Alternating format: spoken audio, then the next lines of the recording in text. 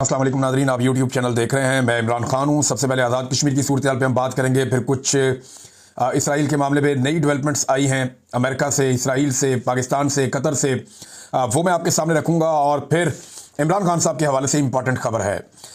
सबसे पहले आज़ाद कश्मीर में बात करते हैं, लेकिन मेरी आप सबसे गुजारिश है और एक दरख्वास्त है ज़ाती हैसियत में कि हमारा मुस्तफ़ा बीमार है, तारिक मतीन भाई का बेटा, और वो काफ़ी लंबे अरसे से बीमार है।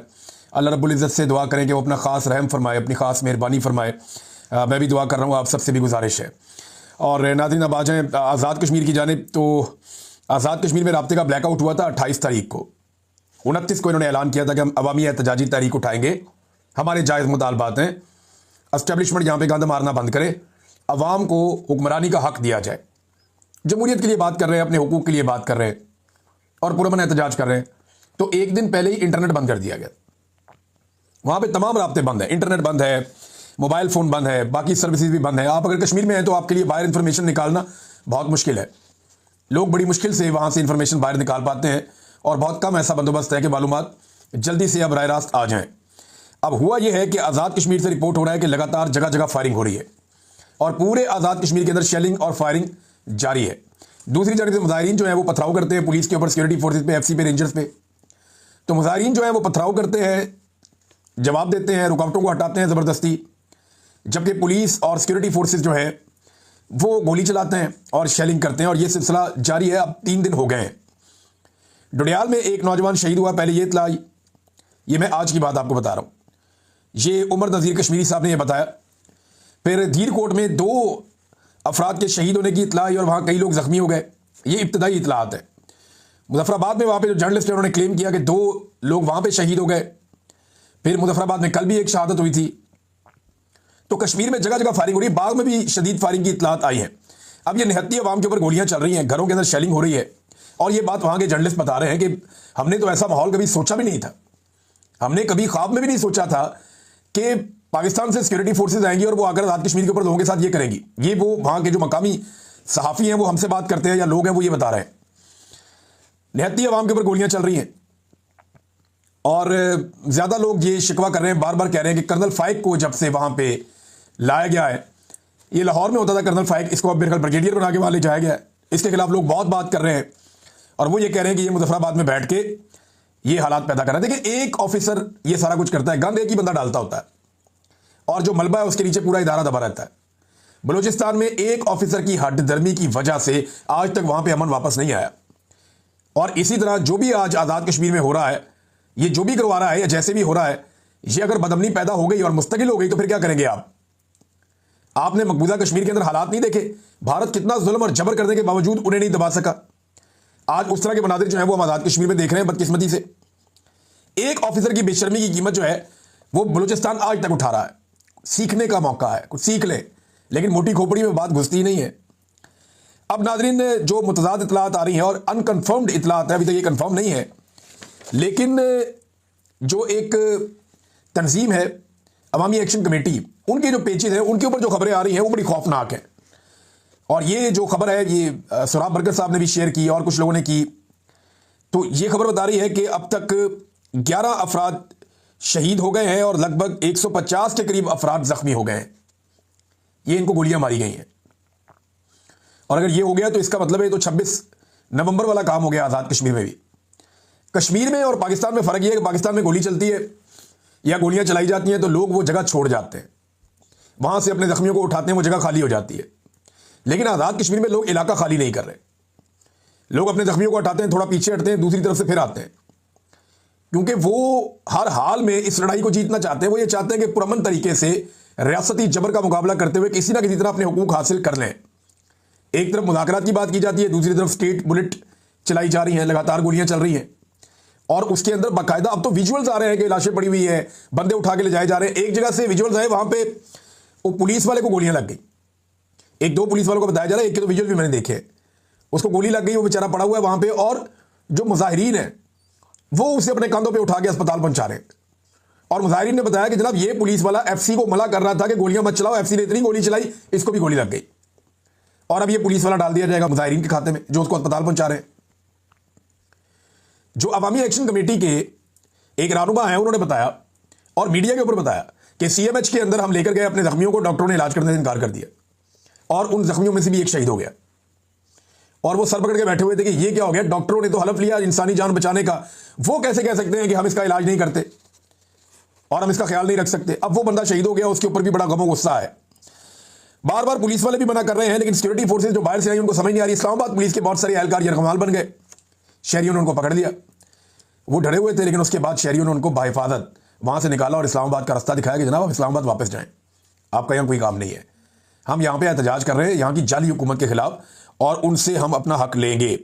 आपको याद होगा नाज़रीन, इस्लामाबाद में जब 25 नवंबर की रात काफिला पहुंच रहा था, 25-26 की रात, तो उस वक्त खबर आई थी कि 4 रेंजर्स एहलकार हमारे जो है वो शहीद हो गए।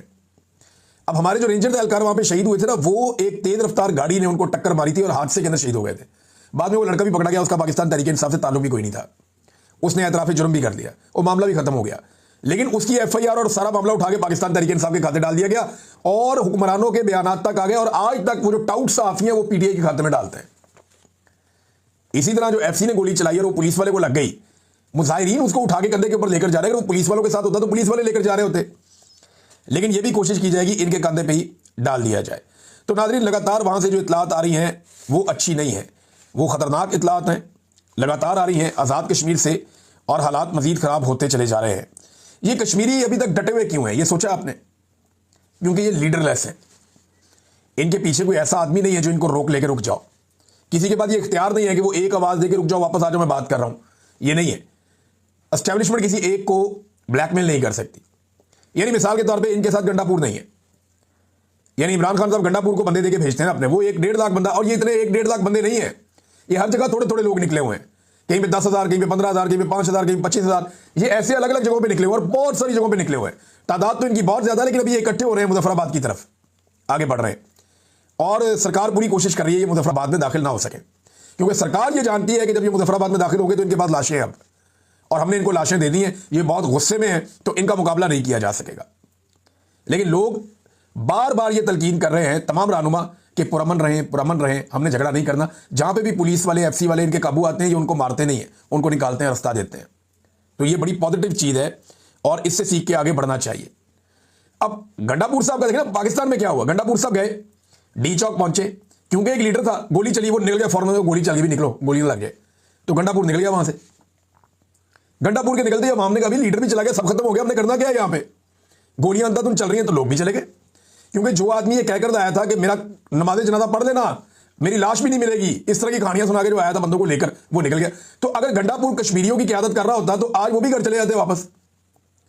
लिहाजा ये जो बगैर क़यादत के लोग निकलते ना, ये बड़ा खौफनाक काम है। बांग्लादेश में हुआ, यही काम नेपाल में हुआ, श्रीलंका में हुआ, और आज कश्मीर में हम वो मामला उस तरफ जाते हुए देख रहे हैं।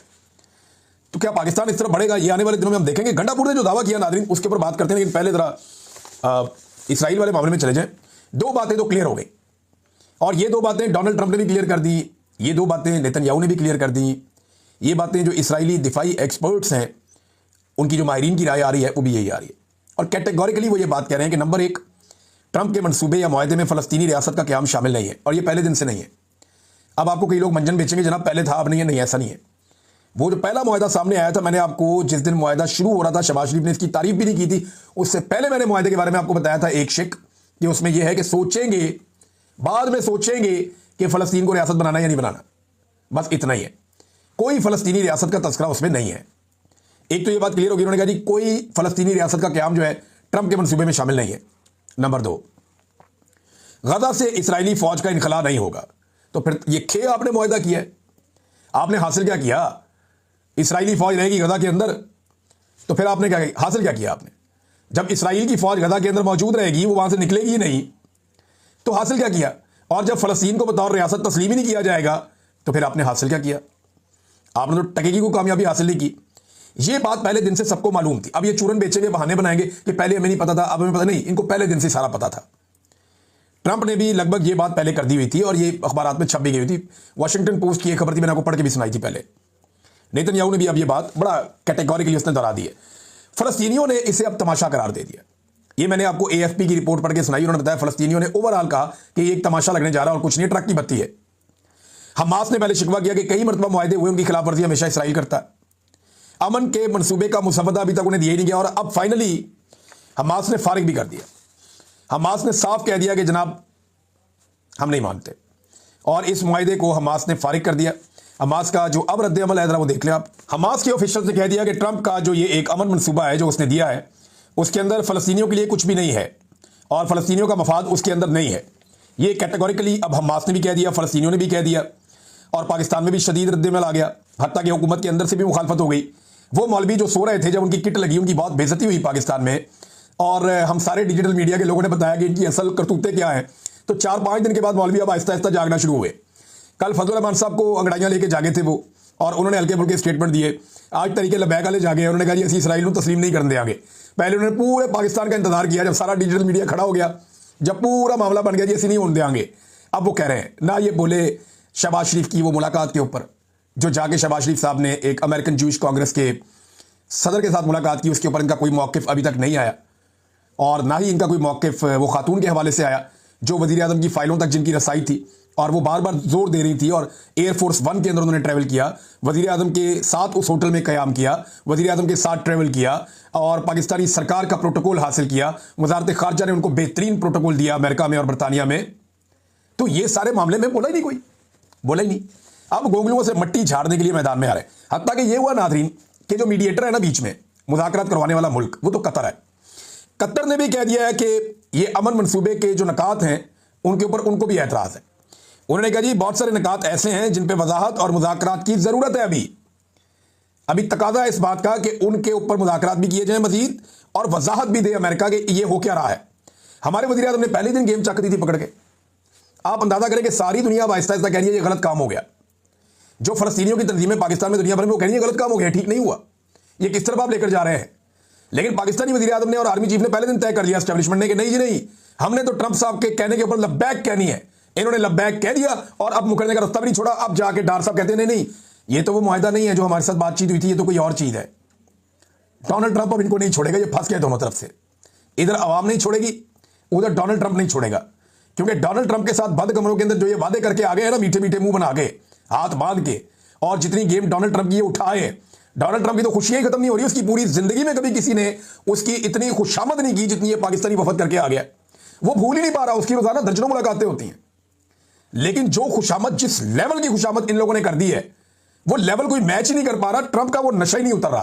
वो जहां जाता है वो जाके कहता है ये बहुत अच्छे हैं दोनों, फील्ड मार्शल और शहबाज शरीफ, इनकी बहुत तारीफ करता है। तो इन लोगों ने बड़ी गेम उठाई है। तो अब जब गेम हाथ से निकलने लगी तो डार साहब ने कहा जी हमें जो बताया गया अमन मनसूबा इससे मुख्तलिफ है, हमसे बात हुई है वो बात नहीं है। ये जनाब पहले छुप छुपा के काम डालने लगे थे, फिर ये पकड़े गए बीच चौराहे में, और डोनाल्ड ट्रंप ने भी इनको पकड़ दिया, कौम ने भी इनको पकड़ दिया है। अब इनको भागने का रास्ता नहीं मिल रहा। तो जब माहौल बन गया तो मौलवी भी आहिस्ता आहिस्ता मैदान में आ रहे हैं। अच्छा नाज़रीन, मैं आपसे बात करता गंडापुर की, तो फाइनली मैं एक चीज़ आपके सामने रख देता हूं। उस मामले में गंडापुर ने दावा किया कि अलीमा खानम एजेंट है बकौल गंडापुर के मिलिट्री इंटेलिजेंस की।